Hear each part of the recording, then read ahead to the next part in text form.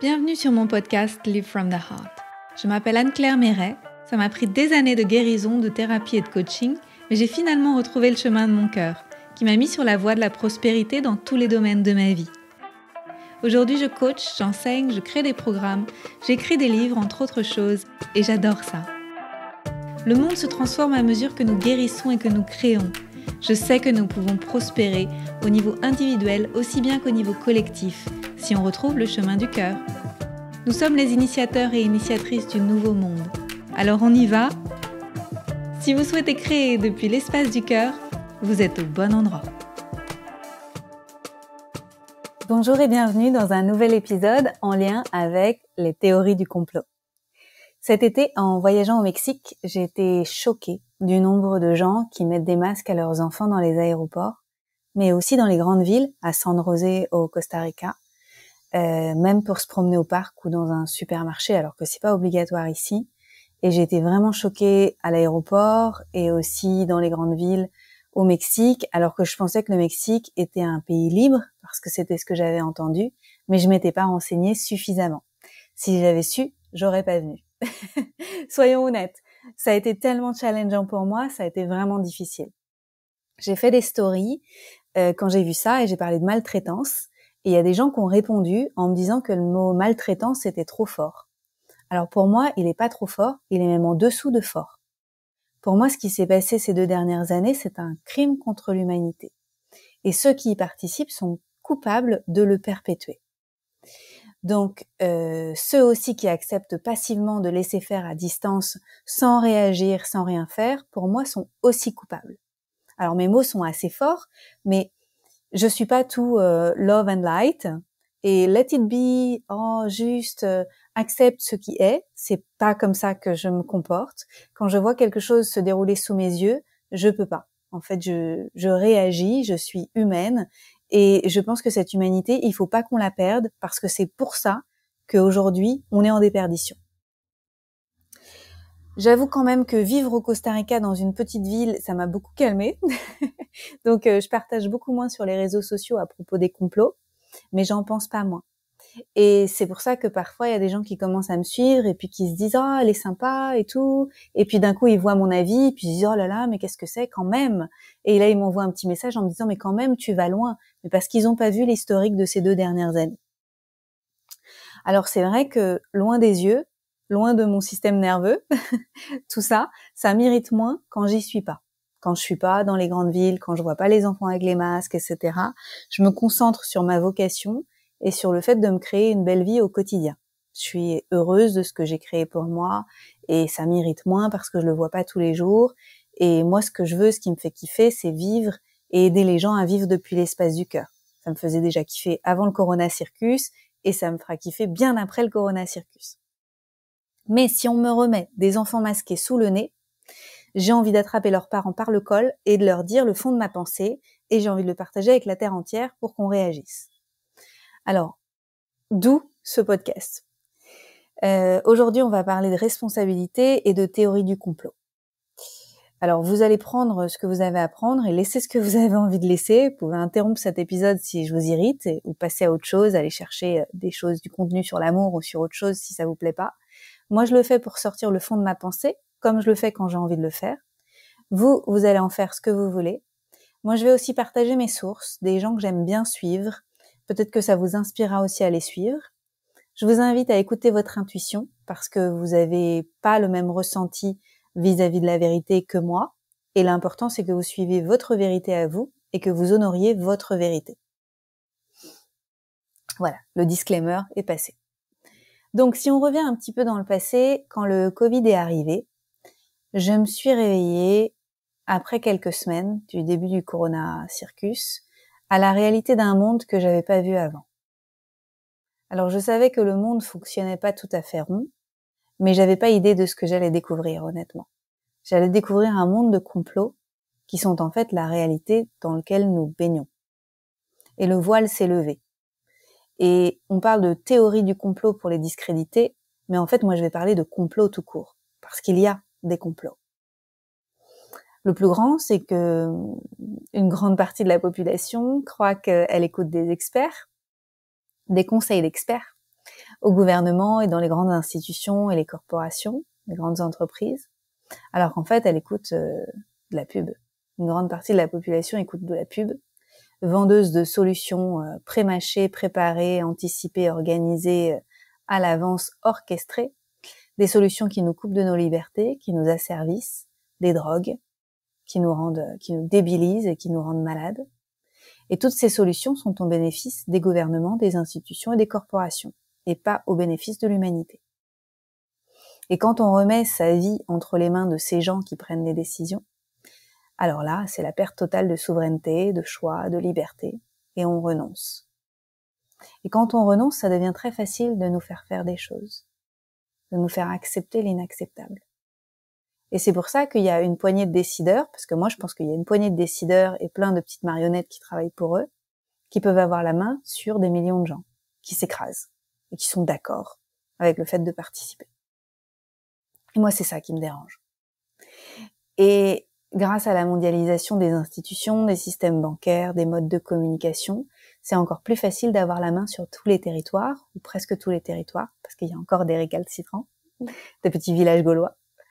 Avant, on pouvait faire ce genre de choses, la propagande à l'échelle d'une région ou d'un pays, et maintenant on peut le faire à l'échelle de la Terre entière. C'est une upgrade pour les psychopathes qui dirigent le monde. Donc à la base de ça, à la base de ce système, il y a le désir de garder les gens dans l'ignorance de la réalité et de faire peur aux gens, de créer des crises, de diviser pour mieux régner. Bravo, on a bien réussi. Les vaccinés, les non vaccinés, les théoriciens du complot, les gens qui acceptent tout ce que la science vient leur donner dans la bouche. Il y a aussi le fait de discréditer les connaissances ancestrales. Il y a le fait de mettre en place des religions, comme la science, qu'on peut pas remettre en question. Tout ça, quoi.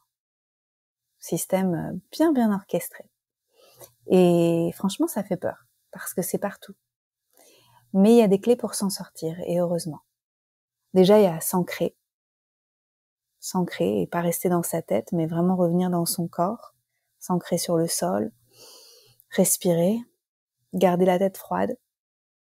Alors pour garder la tête froide, pas se laisser emporter par des réactions émotionnelles. Honnêtement, je pense que le fait d'avoir pratiqué l'EFT ces 7, 8 dernières années comme une folle, tapoter tout le temps, ça m'a énormément aidé à garder la tête froide pendant le Corona Circus, parce que j'étais moins drivée par mes émotions que d'autres personnes que je voyais réagir quand on leur disait qu'ils allaient tuer papy et mamie. Il y a le fait de s'informer sur la vraie santé, et donc de pas avoir peur de tout, de pas être dans l'hypocondrie totale, de si je sors et que j'infecte quelqu'un ou que quelqu'un m'infecte et que cette personne est asymptomatique. Asymptomatique, ça veut dire pas malade. Soyons clairs. Asymptomatique, on n'est pas malade jusqu'à ce qu'on nous prouve le contraire. Donc, faut se détendre. Ils nous ont fait avaler des trucs, de la non-science, parce que la vraie science, c'est de remettre les choses en question. Et donc, ils nous ont fait avaler de la non-science pour de la science, et beaucoup de manque de bon sens. Et puis, dernière chose importante, se connecter à son intuition et ressentir ce qui est juste pour soi. Ça, c'est quelque chose de super important, et je me rappelle de débats que j'ai eu en 2020 avec quelqu'un que j'aimais beaucoup, qu'en plus j'avais érigé pour moi en quelqu'un qui était très avancé mentalement, spirituellement, émotionnellement, dans le coaching et tout. Et il me disait, c'est quoi tes preuves? Je disais, mais mes preuves, c'est mon intuition, c'est mon bon sens. Et finalement, ça nous a dévisé, on s'est jamais rabiboché, ça n'a pas été possible. Parce que mon intuition me disait très fortement, on te fait avaler des couleuvres, ne crois pas à ces imbécilités. Donc l'intuition, très importante. Donc en début 2020, au printemps, j'ai fait moi beaucoup de cauchemars. Et dans la journée, j'avais aussi des périodes de pleurs et de rage. Et de voir la propagande se déployer, ça m'a beaucoup choquée. Et je me suis mise en recherche de vérité, et ça m'a portée. Et la violence de ce qui se passait, ce qui se déroulait devant mes yeux, en fait, ce que je voyais se passer tous les jours, ça m'a vraiment poussée à chercher des réponses.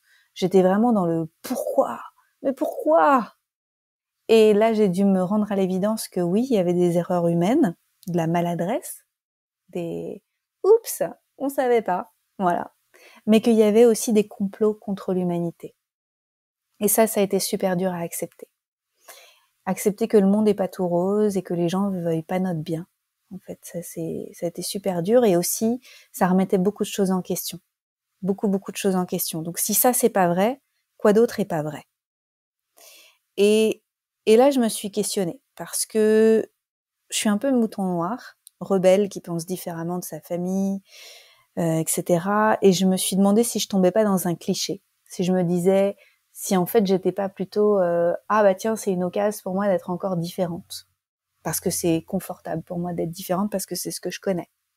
Et puis autre chose, mon système nerveux étant pas très bien régulé, parce que j'ai vécu enfant dans la peur qu'un truc me tombe sur le coin du nez, on vient de me gueuler dessus, en voyant le pire partout, et ayant la tendance à imaginer des scénarios catastrophes très facilement, je me suis demandé en 2020 si j'étais pas en train de triper, si j'étais pas en train d'utiliser des circonstances extérieures pour rejouer quelque chose à l'intérieur. Donc ça a été une période doublement challengeante, où je me suis dit, mais qu'est-ce qui m'appartient à moi? Qu'est-ce qui est vraiment en lien avec la situation actuelle dans le monde? Réussir à faire un petit peu la distinction entre tout ça. Avec le recul, je pense que mon histoire de mouton noir et mon histoire de système nerveux mal régulé, ça fait que j'avais un curseur d'acceptation du bullshit qui était quand même vachement placé bas par rapport à d'autres gens qui étaient très cool. Par exemple, Christian, qui est très cool, son système nerveux très bien régulé, il lui en faut beaucoup pour flipper un peu et puis pour se dire, ah oui, quand même, ça va loin. C'est-à-dire que moi, le ça va loin, il était très très vite là, parce que j'étais déjà réactive, en fait. Donc finalement, c'était peut-être un mal pour un bien. Et c'est pour ça qu'il y a beaucoup de moutons noirs qui se sont réveillés plus vite que les autres. Voilà, donc 2020 a été particulièrement challengeant. En 2021, en août, on a déménagé au Costa Rica, et là, il m'a fallu plusieurs mois pour retrouver l'équilibre. Je pense que j'avais dû accumuler du stress à Berlin, et j'avais quelques problèmes de santé légers, mais voilà, hormonalement, j'étais pas au top, mon cycle féminin, mon énergie, tout ça, mon niveau de stress était trop haut, et il m'a fallu du temps pour me sentir en sécurité au bout de quelques mois quand on est arrivé au Costa Rica. De me laisser baigner par le soleil, d'être entourée par cette végétation luxuriante, arrêter de me dire qu'il va y avoir une catastrophe, etc., me sentir en sécurité, il m'a fallu du temps. Et même si j'ai trouvé ça hyper dur, toute cette période de crise, et qui continue, je remercie la vie de m'avoir rendue beaucoup moins naïve. Donc finalement, j'ai ouvert les yeux sur plein de choses en faisant ces explorations, notamment, alors c'est pas exhaustif ce que je vais citer, mais notamment les choses les plus importantes que j'ai vues, c'est l'ampleur de la relation entre l'industrie pharmaceutique et les gouvernements, aussi l'ampleur de la propagande médiatique, mouillée jusqu'au cou, des corporations qui les financent, en fait. Moi qui voulais travailler dans la presse, je me rappelle quand j'étais jeune, mais en fait, quel métier de vendu. Et ça, je savais pas. J'ai plus de respect pour les journaux, j'ai plus de respect pour tout ça. Aucun. J'ai découvert aussi que la plupart des gens préfèrent remettre leur vie entre les mains des experts, soi-disant experts, plutôt que de se poser des vraies questions courageuses. Et aussi découvert que la plupart des gens préfèrent discréditer celles et ceux qui cherchent la vérité, plutôt que d'avoir de la curiosité pour ceux qui partagent. Et j'ai découvert que la plupart des gens sont complètement brainwashés et qui voient pas l'intérêt de sortir de leur confort pour remettre quoi que ce soit en question. Parce qu'ils veulent pas perdre des amitiés, parce qu'ils veulent pas perdre ci, parce qu'ils veulent continuer à être acceptés par leurs parents, etc., etc. Parce qu'ils veulent pas perdre leur boulot. Et quand on tombe dans le rabbit hole, comme on dit, dans le monde des gens qui cherchent la vérité, on se rend compte qu'il y a beaucoup de choses qui sont cachées, et bien plus de choses qu'on croit. Donc, notamment le fait qu'on n'est pas légalement des êtres souverains, mais qu'on est des produits issus des corporations États, qui sont en fait des entreprises. La République française est une entreprise. Et il est possible de s'en défaire et de quitter le système. Il y en a qui le font. Mais c'est difficile parce que c'est pas possible actuellement d'avoir un passeport pour passer d'un pays à l'autre. Donc si on veut quitter le système, Il faut être un rebelle qui vit sur son petit bout de terrain. Si vous avez envie de vous renseigner sur ces thèmes-là, sur ces thèmes du fait qu'on n'est pas souverain, mais qu'on est des produits issus des corporations États qui sont des entreprises, renseignez-vous auprès de Dies Guy, Dr Guylaine Lanctot, qui l'a fait elle au Québec, et aussi de Johanna Awakening en francophonie, qui va en parler, je pense, dans les mois qui viennent, et je serai heureuse de la revoir dans le podcast parce que elle travaille sur des trucs. L'un des objectifs de la crise, c'est un asservissement total pour faire passer des mesures de contrôle accru de la population, qu'on se retrouve dans un 1984, dans des smart cities, etc., avec des privations de liberté qui sont acceptées par la masse. Non, en fait, qui sont pas acceptées par la masse, qui sont célébrées par la masse, qui remet son pouvoir dans une posture, mais alors, de maso total. Et si vous voulez essayer de comprendre pourquoi l'humanité se comporte comme ça, là, j'ai des sources que j'aime beaucoup suivre. C'est la psychologue Ariane Billeran, le journaliste Sylvain Laforêt, l'anthropologue Jean-Dominique Michel, entre autres. Et pour comprendre aussi les jeux de pouvoir, Jean-Jacques Crèvecoeur, incontournable. Il m'a beaucoup aidé. Il y a des gens que j'ai beaucoup suivis au début et que je suis moins, comme Jean-Jacques Crèvecoeur, parce qu'il avait des vidéos toutes les semaines et au bout d'un moment, j'ai lâché. Mais il y a un historique de vidéos absolument extraordinaire à aller regarder. Alors, qu'est-ce qui va se passer dans le futur? Moi, je suis pas devin, mais on peut imaginer que les prochaines étapes sont assez faciles à deviner. Des nouvelles crises sanitaires et des instabilités politiques et des nouvelles mesures complètement hallucinantes. Maintenant qu'on a vu la docilité de la population, on va pas s'arrêter là, hein. On va y aller, on va remettre une couche. Moi, j'attends la prochaine saison où les gens vont avoir la goutte au nez et ils vont commencer à éternuer et on va voir ce qu'on va essayer de nous faire avaler. Je pense aussi qu'il va y avoir un crash financier qui a déjà commencé. Si on voit ce qui se passe, donc nous on habite au Costa Rica et quand on est arrivé, c'était bien parce que ici ils sont en plus en relation avec le dollar, comme on est sur un territoire américain, donc on payait des choses en dollars et c'était vachement bien. On était un peu les rois du monde, l'euro était plus fort que le dollar. Et maintenant c'est en train de s'inverser. Donc c'est un peu la loose pour nous. Mais voilà, c'est la vie, hein, ça fait partie de ce qui doit se passer. Donc crash financier qui est en train de s'amorcer, et puis l'orchestration de nouvelles difficultés, parce que moi je pense qu'elles sont orchestrées, qu'elles sont voulues, comme des problèmes énergétiques, donc des difficultés à se chauffer pendant l'hiver, et aussi des difficultés dans les chaînes de production pour pouvoir acheminer la nourriture dans les villes, donc des problèmes pour se nourrir aussi qui vont arriver. Honnêtement, moi, je pensais que ces problèmes-là, le crash financier, problème énergétique, problème pour se nourrir, ça arriverait plus vite. Moi, je voyais ça en 2020, donc j'avais commencé à stocker de la nourriture, etc. Parce que je pensais que les gens verraient tout ça en 3 à 6 mois. Et là, ça fait 2 ans et demi et on y est toujours. Donc, c'est vachement plus lent que ce que j'aurais pensé. Il y a beaucoup de channels, de médiums qui avaient annoncé que, en gros, la crise durerait 4 à 5 ans. Et moi, je voulais pas les croire. Moi, je pensais que la crise serait beaucoup plus rapide que ça. Je pensais que 6 mois, les gens allaient voir. Et en fait, on est juste au milieu. On est fin 2022. On est mi-fin 2022 et ça a pas encore tant bougé que ça. Ça a bougé, mais pas tant que ça. Donc, les gens qui sont bien réveillés, la plus grande partie d'entre vous qui écoutez le podcast, on doit gérer la frustration de voir les mensonges escalader.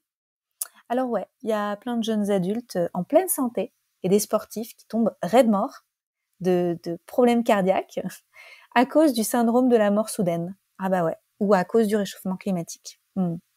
Bien sûr, pas à cause de 1 ou 2, 3 ou 4 doses de vaccin, bien sûr. Non, c'est pas ça. Non, réchauffement climatique. Il y a un membre de la famille de mon compagnon qui a eu le visage paralysé plusieurs semaines, il n'y a pas si longtemps que ça. Il a mon âge et il est plus sportif que moi. Mais bien sûr, c'était le stress. C'était le stress. C'est pas à cause des multiples doses de vaccins qu'il a reçues, bien sûr. Les gens qui veulent pas voir ne voient rien. Les gens qui veulent réveiller ceux qui voient ne peuvent pas le faire parce que les gens qui ne veulent pas voir ne voient rien. C'est vraiment intéressant, je trouve, cette époque parce que ça nous permet d'explorer ce qui relève de notre sphère d'influence et ce qui relève pas de notre sphère d'influence. Et ça a été hyper important. Donc, Moi, il m'a fallu me mettre au clair avec moi-même. De ce qui relève de ma sphère d'influence, c'est d'abord identifier ma vérité. Qu'est-ce qui est juste pour moi, qu'est-ce qui est pas juste pour moi? Et comment je peux honorer les lois de la vie pour moi? Déjà, super important d'être au clair avec soi pour être en paix avec soi. Ensuite, porter sa voix pour les choses qui sont importantes. Moi, si je disais rien sur les enfants masqués, sur les enfants vaccinés, je pourrais pas me regarder en face. Voilà, parce qu'il va y avoir toute une génération infertile, il va y avoir toute une génération qui développe des problèmes dans tous les sens. Et si je l'avais pas dit, ben je m'en voudrais jusqu'au bout de ma vie, quoi. C'est juste hyper important, mais c'est moi. Vous, c'est peut-être autre chose, vos combats. Pour moi, il faut aussi laisser les autres faire leur choix en connaissance de cause. Ça, j'ai eu du mal à l'accepter, mais ça fait partie de ma sphère de ma non-sphère d'influence. Chaque adulte est responsable de son expérience de vie. Voilà. Et chaque adulte est responsable des conséquences de ses choix. Il y a juste cette chose là sur laquelle j'ai plus de mal, c'est les enfants, comme je le disais plusieurs fois, et notamment les masques dans les aéroports. Moi, ce que j'ai vécu en Allemagne au début de la crise, c'est de voir les enfants masqués à partir de 6 ans. Ce qui n'a pas été le cas en France, ça a pris plus de temps avant que les enfants soient masqués et c'était pas à partir de 6 ans. Et j'ai vu tout de suite dans les rues en Allemagne, dans les quartiers où on habitait, les pancartes de signalisation, vous savez, les petites pancartes qui disent attention enfants, pour faire ralentir les voitures et pour signaler les passages cloutés, etc. Les pancartes ont été remplacées pour des signalisations avec des dessins d'enfants qui portaient des masques. Très vite. Et là, je me suis dit, mais c'est quoi cette propagande, en fait? Ils ont prévu que ça reste. S'ils investissent dans des pancartes en plastique comme ça qui vont durer 2-3 ans, c'est qu'ils n'ont pas prévu que ça dure 2-3 mois. Ils ont investi dans des pancartes qui vont durer des années. Et donc moi, je sortais avec mon marqueur et je gribouillais les pancartes, disons-le. Donc propagande de ouf, quoi. Et ça a super bien marché. Vous voyez, l'autre jour, à l'aéroport au Mexique, j'ai vu un grand frère, franchement 6 ans maximum, le grand frère, remettre le masque à son petit frère de 3-4 ans qui voulait l'enlever dans la file d'attente à l'aéroport. Il lui a remis le masque plusieurs fois en lui expliquant que c'était important. J'ai été en feu. Bien sûr que c'est pas important. Enfin, voilà. Mais si les enfants vous imaginez les conséquences dans le futur. Qu'est-ce qui va se passer? Et j'ose même pas imaginer qu'est-ce que ça va donner dans les années qui viennent. Au Costa Rica, dans le pays que j'ai choisi parce qu'il est relativement libre et parce que je m'y sens plus en sécurité, parce que énergétiquement, j'ai pas besoin de me chauffer l'hiver, parce qu'il y a de la nourriture toute l'année, parce que il y a pas de mesures complètement hallucinantes et parce que c'est facile de demander la résidence, notamment pour toutes ces raisons. J'ai des épisodes sur le Costa Rica si vous voulez les écouter. Dans le pays où je vis, c'est un pays pro-vaccin. Et les vaccins sont obligatoires pour les enfants pour fréquenter l'école. Et le ministère de Santé, il se rend même dans les familles à la naissance des enfants pour leur dire pourquoi c'est important de se faire vacciner. S'ils sont pas allés à l'hôpital, etc., ils vont vacciner les gens et tout ça. Donc c'est vraiment un pays pro-vaccination. Et c'est un des pays où ils ont imposé la vaccination Covid rapidement pour tous les enfants, pour avoir le droit de fréquenter les écoles. Donc là, on a toute une génération Covid, toute une génération vaccin Covid au Costa Rica, et je sais pas ce que ça va donner dans les années qui viennent. Donc je serai aux premières loges pour vous raconter ce qui se passe ici, si je comprends ce qu'ils disent en espagnol. Bien sûr, il y a les enfants de parents rebelles qui les ont sortis de l'école, mais honnêtement, c'est pas la norme ici. C'est surtout les expats qui ont sorti leurs enfants de l'école et qui ont créé d'autres façons de fonctionner. Pour moi, on commence tout juste à observer l'ampleur des effets secondaires. C'est les années qui viennent qui vont nous révéler l'ampleur du crime contre l'humanité. Et voilà, sortez les pop-corn. Mais aujourd'hui, je voulais pas parler que du Covid. Je voulais aussi parler du reste. Hein, c'est la fête, tant qu'on y est. Donc, quand on tombe dans le rabbit hole des recherches, on s'aperçoit aussi qu'il y a une ramification de complots qui sont interconnectés. On tombe sur la pédocriminalité à l'échelle mondiale. C'est inévitable. Si vous cherchez, vous allez tomber sur tous les réseaux de pédocriminalité, les choses qui sont révélées. Également Hollywood et toutes les stars impliquées dans les complots. Bah ouais, parce que c'est des acteurs et des actrices. Ils vont nous répandre toutes ces informations, pas que dans leurs films, mais aussi dans la vie, sur les réseaux sociaux, etc. Et ils sont impliqués et ils se font payer pour pouvoir répandre la bonne parole de quand on est quelqu'un de bien. On fait ça et on protège papy et mamie. On se rencontre aussi des complots en lien avec les religions, des choses qu'on nous a dites qui sont pas la réalité parce que les religions ont été réécrites. On se rend compte aussi de ce qui a été raconté à propos de notre histoire, que l'histoire a été réécrite, et de tous les boniments qu'on nous a enseignés à l'école, qui sont pas l'ultime réalité. On se rend compte aussi des complots sur les chemtrails et sur les pollutions qui sont partout, à dessein, partout dans nos vies, dans nos assiettes, dans notre environnement, dans les pollutions électromagnétiques, tout ça dans le but de nous rendre malades. On se rend compte aussi des complots sur l'environnement et sur le réchauffement climatique, sur les taxes carbone, etc., etc. Et donc, si vous cherchez réchauffement climatique, je donnerai des sources tout à l'heure. Vous allez voir que c'est pas tout à fait vrai ce qu'on nous raconte. On nous fait peur pour pouvoir continuer d'avoir une population soumise à des catastrophes, soi-disant catastrophes, qui sont organisées. Complot sur les relations avec les extraterrestres, où on ne nous dit pas tout. Complot sur le clonage des personnalités, et à la fois clonage, je pense qu'il y a vrai clonage possible des personnalités, mais aussi des montages, des choses qu'on nous fait croire, qu'on nous montre sur des images qui sont pas la réalité, des choses qu'on peut faire aujourd'hui avec des technologies visuelles pour nous faire croire que certaines personnes ont dit des choses, ou que certaines personnes sont impliquées dans des trucs, voilà. Et aussi, je pense très clairement que la médecine est beaucoup plus avancée qu'on nous le cache, et qu'il y a aujourd'hui des appareils technologiques qui existent, qui sont pas disponibles, parce que ce serait au détriment des corporations pharmaceutiques, et donc on nous les cache. Donc la liste est longue, il y a beaucoup de choses, ça donne le vertige. Pendant des mois et des mois, j'ai consommé des articles et des vidéos, pendant des mois et des mois, j'ai attendu des révélations. J'ai attendu que les gens autour de moi veuillent bien voir aussi les liens que je leur envoyais, tout ça. Et puis, il y a un truc qui m'a aidé, c'est un jour ma coach Mélissa, à l'époque, en 2020, Mélissa Maillet, qui m'a dit, alors je sais plus quel mot elle a utilisé, mais ça voulait dire un peu ça, elle m'a dit, Anne-Claire, si le monde se réveille pas à toutes les vérités, et si ça n'évolue pas beaucoup, quelle est quand même l'évolution que tu souhaites avoir toi dans cette vie? Et ça m'a mis une claque, ça m'a réveillée, parce qu'en fait, je pense que depuis des mois, j'attendais que le monde avance pour moi avancer. Et j'attendais aussi des circonstances personnelles, j'attendais que Christian, mon compagnon, se décide à quitter l'Allemagne, tout ça pour qu'on puisse commencer notre vie ailleurs, parce que j'étais en survie, clairement, à Berlin. Et j'ai décidé que j'allais pas attendre que mon environnement se crache.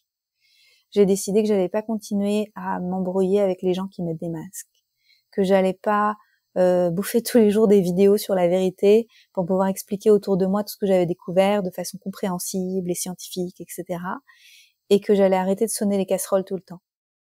Et que j'allais juste quand même continuer à poster des mimes parce que ça me fait marrer de poster des images drôles sur ce qui se passe. Et Dieu merci, l'humour nous sauvera tous parce que cette grande vague de gens qui créent des mimes m'a vraiment aidé à surmonter toute cette période parce que l'humour peut vraiment nous aider à nous soulager des choses qui sont un peu lourdes à porter. Donc j'ai déménagé pour aller vivre dans un pays où il fait toujours beau, toujours chaud, où la nourriture pousse toute l'année. Et j'ai décidé de me concentrer sur ce que je peux faire. Aider les gens à s'empuissancer pour transformer ce qui est dans leur sphère d'influence. J'ai aussi, je considère que j'ai rempli ma part pour l'éducation à la santé naturelle. J'ai 10 livres qui sont toujours en vente, avec toujours des dizaines de milliers de lecteurs par an. Les livres sont dans les bibliothèques, ils sont prêtés, ils sont achetés, ils sont offerts. Donc je répands la bonne parole de l'éducation à la santé naturelle. Et puis pour contribuer tous les jours, j'ai créé des programmes qui réveillent dans les chaumières et je continue à le faire. Et puis je forme des coachs qui eux-mêmes accompagnent des dizaines ou des centaines de personnes par an à être plus responsables dans leur propre sphère d'influence. Donc à un moment, moi j'ai la foi qu'on va atteindre une masse critique de gens qui sont sérieusement réveillés et qui vont se relever. Et je contribue aussi au sein de la communauté des éveilleurs. Pour moi, tous les gens qui travaillent dans la santé naturelle et le bien-être, c'est des gens qui sont pour la plupart réveillés et qui, quand ils vont oser porter leur voix et décoller dans leurs activités, vont rayonner très fort et toute cette lumière va réveiller les autres qui dorment au fond de la classe. Et très important pour moi aussi, j'ai soutenu les lanceurs d'alerte. En fait, j'ai financé des initiatives de lanceurs d'alerte, j'ai relayé les lanceurs d'alerte. J'ai commencé aussi à donner en 2020 à une super asso qui s'appelle Opération Underground Railroad. J'ai une vidéo YouTube, sur mon YouTube et sur mon Insta, avec une interview avec quelqu'un qui travaille chez eux. Cette association, elle démantèle les réseaux pédocriminels, et je leur ai donné beaucoup d'argent ces 2 dernières années parce qu'en fait je sais pas quoi faire d'autre. En fait je peux en parler, je peux partager, je peux financer. Moi-même je me vois pas démanteler des réseaux. Enfin voilà, je fais ce que je peux à mon échelle. J'avais créé en 2020 un document Google Drive avec beaucoup de sources, plein de sources, tous les gens qui m'ont inspiré pour aller chercher la vérité, ce qui moi vibre juste pour moi. Il est toujours dispo. Alors il est épinglé sur mon channel Telegram. Donc si vous voulez le retrouver, trouver des sources et tout ça, les gens que moi j'ai suivis depuis 2020, allez chercher là. Mais là, maintenant, je continue quand même à me renseigner et à suivre des sources d'informations que je trouve intéressantes, mais avec plus de distance. Je vous ai dit, hein, loin des yeux, loin de mon système nerveux, ça va déjà mieux. Donc pour l'actu, moi j'aime bien suivre sur YouTube Slobodan Despot. Voilà, c'est un journaliste. J'aime bien aussi Nouvel Angle, mais elle est quand même vachement neutre. Bon, si vous avez bien compris, je suis pas trop dans la neutralité. Moi, je suis plus, je suis déjà biaisée parce que je considère que maintenant, quand on a vu, quoi. Mais je comprends qu'il y ait quand même des journalistes qui sont relativement neutres. J'aime bien les décryptages de Guillaume Kézac, Regard essénien. Je le trouve marrant. Voilà. Puis avec un regard plus avec des yeux de sagesse. Et ça me plaît. J'aime aussi Sylvain Laforêt, et je le trouve drôle. Et il a écrit des livres aussi sur la déprogrammation. Sur la santé, moi j'aime beaucoup Astrid Stuckelberger, Jérémy Mercier aussi. Et en anglais, j'aime bien le docteur Zach Bush et le docteur Bradley Campbell. Voilà, je les trouve super ces deux-là. Donc ça c'est un peu les gens que je suis en ce moment. Après il y en a d'autres, mais je vais pas vous faire un catalogue, c'est plutôt les gens que j'aime bien en ce moment. Mon go-to source pour les informations réchauffement climatique, Greg Braden. Voilà, scientifique éveillé, réveillé, Greg Braden sur YouTube, excellent. Sur la pédocriminalité, Ariane Billeran que j'ai cité tout à l'heure, elle en parle aussi, mais alors surtout la chaîne extraordinaire de Alexandre Le Breton sur le contrôle mental. Il fait un travail colossal pour exposer la pédocriminalité. Donc allez voir la chaîne d'Alexandre Le Breton. Et sinon, sur le ton de l'humour, j'aime toujours beaucoup JP Sears. Sa chaîne YouTube, c'est Awaken with JP. Et il est génial. Un Américain roux avec les cheveux longs. Si vous êtes passé à côté, je sais pas ce que vous faites. Il est juste génial. Un psy coach, tout ça. Et sinon, avec une orientation plus spirituelle, j'aime beaucoup Oracle Girl, Jacqueline. J'aime bien Teal Swan, Lee Harris, Feel Good, Anne Givaudan, Stéphanie Fabigena, Mathieu Monade et d'autres. Voilà. Ce regard spirituel m'a fait beaucoup de bien ces dernières années. Moi, je crois à l'apocalypse dans le sens de la fin d'un monde. Je crois aussi au retour d'une énergie d'amour christique dans le sens de l'énergie d'amour dans tous les cœurs, avec un potentiel de magie. Sinon, je ferais pas ce que je fais aujourd'hui, hein, c'est ma vocation. Tous les partages du cœur de ces personnes inspirantes qui répandent une nouvelle vision de la spiritualité m'ont aidé à tenir. Et ça m'a aidé aussi, je pense, à occuper ma place en tant que coach qui invite l'humanité à vivre et contribuer depuis l'espace du cœur. Sinon, parmi les gens que je suis, je trouve que Russell Brand fait un bon travail grand public pour réveiller dans les chaumières. Mais là aussi, je trouve qu'il joue un peu trop le jeu de la neutralité pour moi. On le sait que c'est des complots, il fait un peu, il surjoue. Ah, mais en vrai, c'était un complot. Mais en vrai, on le sait, et tu le sais aussi depuis 2 ans que c'était un complot. Mais bon, bref. Il fait quand même un bon boulot parce qu'il a des millions de vues et tout ça, donc mention honorable. Et concernant la souveraineté financière, pour moi, la meilleure, c'est Sorel Amor. J'ai appris beaucoup avec son programme Abondancia. Et surtout, en fait, le fait de rejoindre une communauté, puisqu'elle a une communauté Elle a une plateforme avec d'autres gens avec qui on peut discuter et tout. Ça m'a fait du bien parce que ça m'a fait réaliser qu'il y a d'autres personnes qui sont réveillées au fait qu'il va y avoir un crash financier, au fait qu'il faut qu'on soit organisé, au fait que c'est à nous d'être responsables, pas victimes de la situation et tout ça. Et voilà, donc pour moi, ça m'a fait du bien. Si vous avez envie de faire le programme Abondancia, j'ai un code promo, alors je crois que c'est Anne-Claire 20, tout simplement. C'est 20% et c'est Anne-Claire 20 le code, si je me souviens bien. La solution au crash, en 2 mots, c'est dans la diversification. Pas mettre ses œufs dans le même panier. Voilà. Même si on perd un peu de cash, si on a investi dans les entreprises, si on a investi dans de la terre, si on a investi dans des métaux précieux, si on a investi dans son investissement personnel pour son éducation et pour avoir des nouvelles compétences, etc. On peut pas tout perdre. C'est impossible. Mais par contre, si on met tous ces œufs dans le même panier, si on flippe et qu'on se dit je vais tout laisser à la banque et que la banque se crache et qu'elle dit on vous prend vos sous parce qu'on doit rembourser une dette parce qu'on a acheté des vaccins, on a que nos yeux pour pleurer et puis on n'a rien fait pour s'en prémunir et on est victime alors qu'en fait c'était gros comme un camion. Sur une note positive quand même, je pense que tout ce qui arrive vise à nous rendre plus réveillés et à nous mettre sur le chemin de la souveraineté. On peut prendre ce chemin ou pas le prendre. C'est là que se trouve notre puissance de choix et d'action. J'ai aussi personnellement arrêté de débattre avec les gens. J'ai arrêté de répondre aux messages en MP des gens qui me demandent de leur prouver des trucs ou de leur envoyer des sources. Ça m'a saoulée.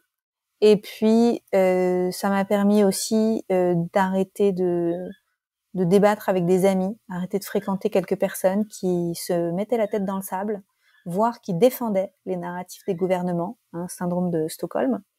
Ça m'a permis de faire le tri et de choisir vraiment les gens avec lesquels j'ai envie d'avancer. Honnêtement, ça m'a aussi permis de voir le courage ou le non-courage de certaines personnalités que j'admirais, que je suivais, et qui ont affiché fièrement leur masque ou défendu les injections. Donc ça a fait du tri aussi dans leur capacité à voir clair à travers ce qui se passait. Et ils sont descendus de leur piédestal. Voilà, je les ai descendus de leur piédestal direct. Donc ça m'a fait du bien. Donc c'est une période extraordinaire de révélation de caractère chez l'humain. Et pour moi, il y aura une fin à tout ça. Vous voyez, je pense qu'il y aura une fin. Pendant ce temps, on est invité à se concentrer sur l'essentiel, faire circuler nos émotions, avoir une plus grande maîtrise de notre espace mental, s'ancrer, respirer, être dans l'ici et maintenant, dans le présent, et pas se concentrer sur des scénarios catastrophes futurs, mais être quand même lucide et rester dans sa sphère d'influence, faire en sorte d'avoir à boire, à manger, un réseau solide de gens pour nous entraider, accès à une médecine traditionnelle naturelle, des remèdes de base, etc., avoir de quoi se chauffer pour les temps à venir, diversifier ses investissements, etc. Et puis, dire sa vérité. Hyper important parce qu'en disant sa vérité, on peut aussi trouver les autres, celles et ceux qui aussi questionnent la réalité qu'on cherche à nous faire avaler. Et donc, ça fait du bien de trouver les gens qui sont comme ça. En fait, je dirais que c'est la plus grande leçon de ces 2 dernières années pour moi, c'est de me rapprocher des gens comme ça et trouver cette famille de cœur de gens réveillés. Donc, c'est juste magique. Je m'excuse, je ne sais pas si vous entendez derrière moi les toucans. Il y a toucans partis. C'est la fête, c'est la fiesta dans mon jardin avec des toucans. Vous êtes bien au Costa Rica. Pour conclure, pour moi, les années qui viennent, ça va être très intéressant parce que je pense que beaucoup de personnes qui n'étaient pas réveillées jusqu'à maintenant et qui commencent à se réveiller vont venir vers nous. Les personnes qui ont peut-être un petit temps d'avance et avoir besoin de guidance. Ils vont avoir besoin d'espace qu'on crée pour eux, pour elles, d'espace pour pouvoir réaliser tout ce dont je parlais tout à l'heure en fait, que c'est possible d'ouvrir les yeux sans que notre monde s'effondre, même s'il s'effondre quand même un petit peu à chaque fois qu'on découvre un peu plus de vérité. Ils vont avoir besoin d'espace pour pouvoir faire l'expérience de leurs émotions et toutes leurs émotions, toutes leurs peurs, tout ce que ça inclut quand tout ce qu'on croyait être la réalité, on se rend compte que ça l'était pas totalement. se rendre compte aussi de la bêtise peut-être qu'on a fait, de l'erreur qu'on a fait de remettre son pouvoir entre les mains de gens qui n'avaient pas notre bien en tête. Ils vont avoir besoin de guidance pour pouvoir retrouver leur puissance personnelle, pour avoir une vision pour leur vie, pour pouvoir identifier leurs valeurs de cœur et les honorer, pour pouvoir persévérer et pour pouvoir réussir à créer le monde de demain. Donc c'est pour ça qu'il me tient à cœur, moi, de former des coachs qui vont aider l'humanité à s'empuissancer. Parce que c'est bien beau que moi je vis au Costa Rica, dans un petit paradis, etc. Mais moi, ce que j'ai envie, c'est de voir toute l'humanité tout entière le faire, en fait. J'ai envie que les enfants de mes amis, moi j'ai pas d'enfants, j'en veux pas, mais j'ai envie que tous les enfants de la Terre entière aient le choix. J'ai envie qu'ils aient le choix de pas porter de masque, en fait, et qu'on ne leur impose rien. J'ai envie qu'ils aient le choix de la médecine qu'ils vont utiliser quand ils vont avoir un pépin de santé dans le futur, parce que c'est inévitable. Quand on vit ici sur Terre, on a des petits pépins et j'ai envie que tout le monde ait le choix. Et le meilleur du choix, pas le pire ou le moins pire, mais le meilleur du choix. J'ai envie qu'on encourage les belles initiatives du nouveau monde, les nouvelles cliniques, les nouvelles écoles. Bref, le chantier est colossal. Tout ça pour dire que je n'ai pas prévu de diminuer mon enthousiasme pour parler de toutes ces choses-là. Je n'ai pas prévu de diminuer ma ferveur et mon feu quand quelque chose m'irrite. En fait, bien au contraire, et j'ai bien prévu de continuer. Je souhaite la bienvenue à toutes les nouvelles personnes qui me rejoignent dans ma communauté et merci d'être là. Et j'espère que ensemble, on va voir le monde changer du temps de notre vivant, et pas qu'un peu en fait, mais beaucoup. On va le voir changer beaucoup, et nous avons une opportunité extraordinaire de le faire aujourd'hui. Donc merci d'être resté jusqu'au bout. Je vous invite à chercher vos propres sources. Sur les réseaux sociaux, je vais poster un post à propos de cet épisode, et n'hésitez pas à venir mettre sous le post vos propres sources d'informations, les gens que vous aimez suivre sur certains thèmes que j'ai cités, peut-être l'environnement, le réchauffement climatique, la pédocriminalité, toutes ces choses qui sont super importantes, ou même sur la santé. Je pense que sur la santé maintenant, la plupart des gens ont des sources fiables, mais on ne sait jamais. Venez partager qui vous inspire, et aussi en spiritualité, parce que ça va venir nourrir les recherches des uns et des autres qui sont aussi en quête de vérité. Comme le dit Ram Dass, we are walking each other home, et c'est vraiment comme ça que je vis cette période-là aussi, c'est quitter un monde d'illusions pour revenir dans un monde, une réalité qui est certainement ce dont on avait besoin pour pouvoir repartir sur des bonnes bases et créer une humanité souveraine. Merci beaucoup et à bientôt. Bye. Merci pour votre présence.